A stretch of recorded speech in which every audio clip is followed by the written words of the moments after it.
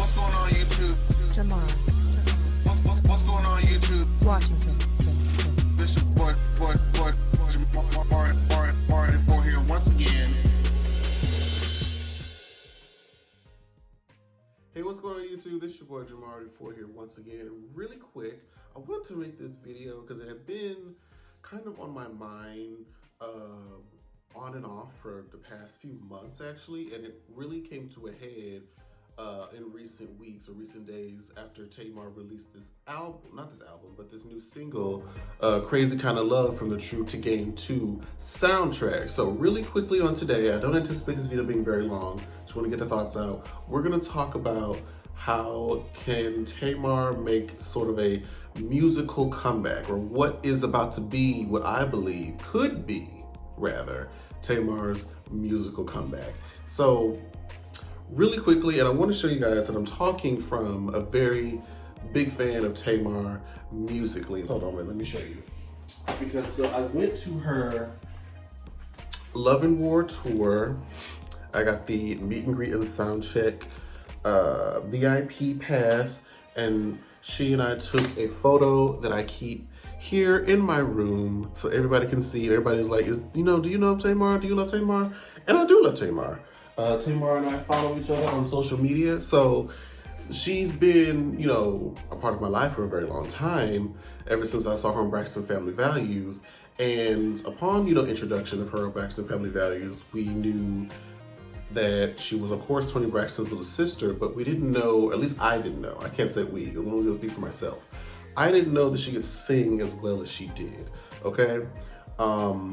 Tamar, originally came out with her first album, Love and War, which I think was definitely one of the best R&B albums, especially of that year. There were other greats, but I mean, almost top to bottom, the album is like flawless for me personally.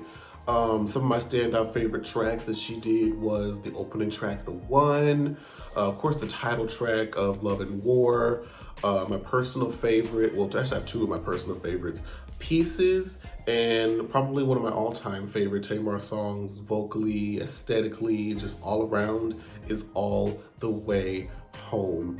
In the visuals, the music video, she looked amazing.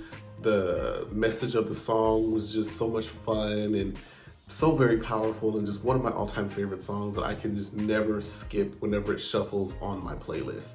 And later on, she released her second album, Calling All Lovers, and I don't think that that album really gets the appreciation that it deserves, and I think that's a lot of fault to some of the things that were, of course, happening in her personal life, but then I feel like the promotion of it wasn't what it could have been. She started off the album with If I Don't Have You, which is really the only song. I think I went through the track list just to kind of guess, like, is this true or not? And I feel like If I Don't Have You, which is the lead single of that album, is the only song on that album that I really could not connect with. Literally every other song on there is dope, personally.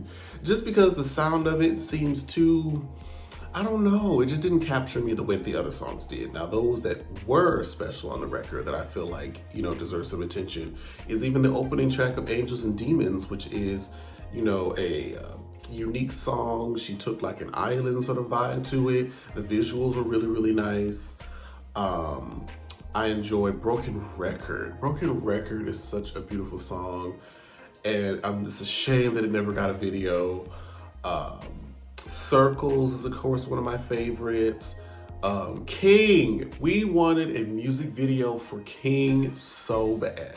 And I'm gonna keep saying we. I feel like I can say that with this one. We wanted a music video for King so bad because it is so good. She even performed the song and sounded amazing, okay? King deserved a video. Coming Home, dope. But I really want y'all to know, for those who are, maybe unfamiliar with the Calling All Lovers album, make sure you check it out and let me know your thoughts in the comments when you do. So then we get to what was supposed to be, or she claimed, her last full studio album, which is Bluebirds of Happiness, that came in September, I think, of 2017. Now, because of who we've known Tamar to be, I never believed this was going to be her last album because it didn't feel like just the messaging and how the album was going. It didn't feel finite. It didn't feel like it was a final effort, like a final swing at the bat. It wasn't. Doesn't take it away from the quality of it because there still were some standout tracks again that we'll go through, like My Man, which is amazing. I love the video for it, and also we have to give a nod. We have to give a nod to Tamar's performance at the BET Award 2017 when she swung that hair around and she sounded so good that people believed that she was lip syncing, and she had to let y'all know. Let me show y'all backstage video footage of her wearing the song out. So My Man, definite highlight. Blind, Pick Me Up is one of my favorites, along with The Makings of You and Heart in Your Hands. Those are my personal favorites from the Bluebirds of Happiness. And if you haven't checked that out, please be sure to check it out because it is awesome. And I want to move forward to where Tamar is right now. So, as we know, Tamar was on the daytime show The Real, and she was an excellent addition to the show. She was probably one of most people's favorite part of the show. But as we know, and we're not gonna harp on it too long, there was some drama between either Tamar and the girls, Tamar and the producers, whichever one resulted in her splitting from The Real and being, let go. And there was this whole drama of, was it the girls that tried to get her fired? Was it, Tamar? Or, whatever the case may be, there was this whole ensuing of public press about her and the personal relationships that she had with the girls. Of course, Tamar did, her own, acts of unfollowing, saying shady things, comments, that and the forth. But what I felt like this was a period where Tamar's personal life was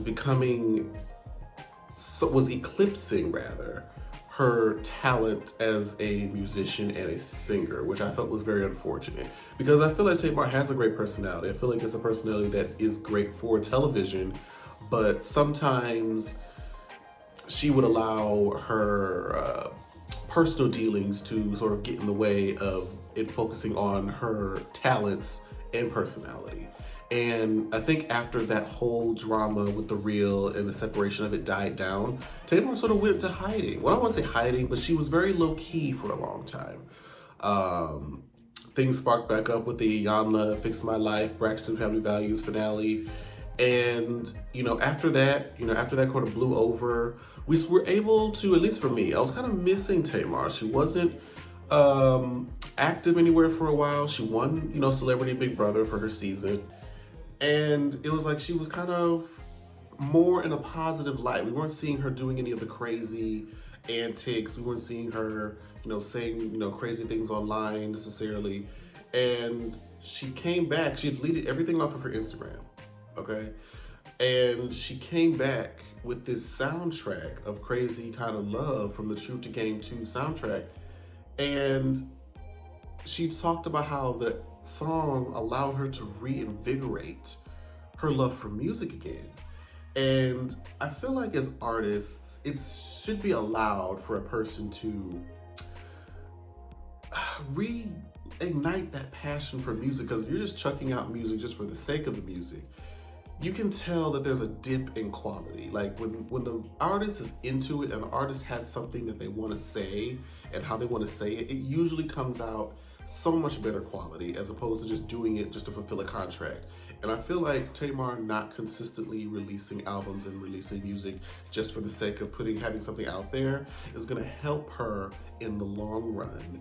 And with her saying that this song reignited her passion for music and now she's working on a new album, it's very, very exciting, and she seems to be like in such a happier place. Of course, she's separated from Vince, and their whole relationship, music and personal, was very toxic. And now with this new guy, she says she feels so much more love, and she's in such a happier place mentally. So I'm really excited to see how these new emotions are going to play out. She's been back on Instagram Live with Ask Tamar Anything, and it just looks like she's in such a better place. She seems more peaceful. Her aura seems to be a lot better. And I'm very excited to see how this is going to translate into her music, because her quality of music, even if people don't like the way, you know, Tamar is as a person or what they've seen on TV and in the press, you can't deny the musicality, the quality of the music. You may not like a song here and there, but the catalog itself is great. And I'm wanting to see, or I'm excited to see how she's going to take this momentum or this new life experience and this new just positive outlook on life, and how she's going to bring it into this new record. So I'm very, very excited to hear it. Let me know what you guys think. Are you fans of Tamar? Are you excited to see where she's going to go, whether it be in TV or in music? Let me know in the comments below, and I'll see you guys next time. Bye-bye. Like, share, subscribe. Tamar. Washington.